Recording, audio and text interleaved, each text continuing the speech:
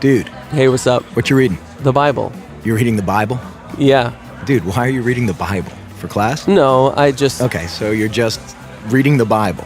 You're just sitting here in a coffee shop in the 21st century using state-of-the-art technology to read ancient myths for no reason whatsoever. Well... Tell me something. Are you one of those super religious people who thinks Jesus actually rose from the dead? Well, I do believe that. Do you also believe in the Easter Bunny, Santa Claus, unicorns, Bigfoot? Ever been abducted by aliens? And do you buy into all those other ancient myths about dying and rising gods invented by primitive nomadic tribes back in the Bronze Age? No. Okay, so what's the difference between Jesus rising from the dead and all those other fairy tales? Here's the difference.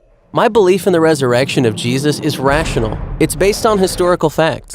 Facts? What facts? Well, first, Jesus died by crucifixion. Whoa, hold on. We don't even know if Jesus existed. Why should I believe your facts? Well, because the 5 facts I'm going to give you are backed by so much historical evidence that most professional critical scholars who study the subject accept them as true. That includes skeptical atheist scholars. Okay, so Jesus was a guy who actually existed and then got himself killed. So what? That's the first fact. Second, his disciples were convinced that he rose from the dead and appeared to them. Third, Paul, a sworn enemy of the early Christians, suddenly became a Christian. Fourth, Jesus' skeptical brother James also became a Christian. And fifth, the tomb where they put Jesus' body was empty. And those are well-established historical facts. Right, but you can't just leave it there. These facts demand an explanation. Otherwise, you've got a big hole in human history. Okay, here's an explanation. They all lied.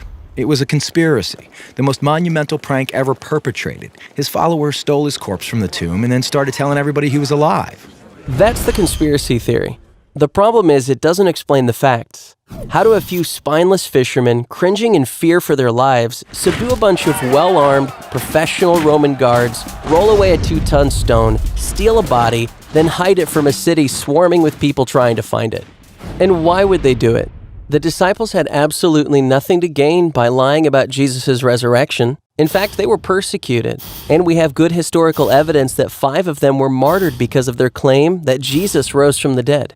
Apparently, not a single one of them ever recanted. People don't willingly die for something they know isn't true.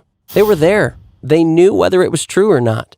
All right, another theory. The disciples thought they saw Jesus alive after he died, but it was just wishful thinking. They were stressed and just kind of hallucinated. The hallucination theory also lacks explanatory power. 500 witnesses saw Jesus at the same time, and the disciples touched him. Psychologists have shown that hallucinations don't work like that, nor does this explain the empty tomb. Okay, look, maybe there's some other explanation, but the bottom line is dead people stay dead.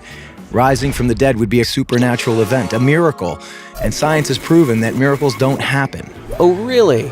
When did that happen? I don't know.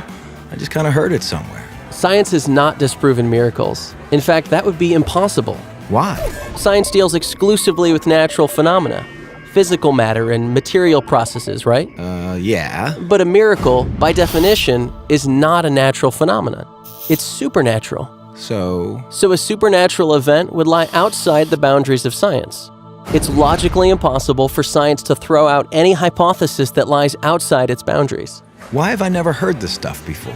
I don't know. Maybe because it's scary? Scary. Yeah. As long as Jesus rising from the dead is just a fairy tale, like Santa Claus and unicorns, it doesn't threaten my little world. But if it's a fact, if he actually did rise from the dead, that's huge. It's a total game changer. And that's why it's so hard to think about it objectively. Whoa. Yeah. Big whoa.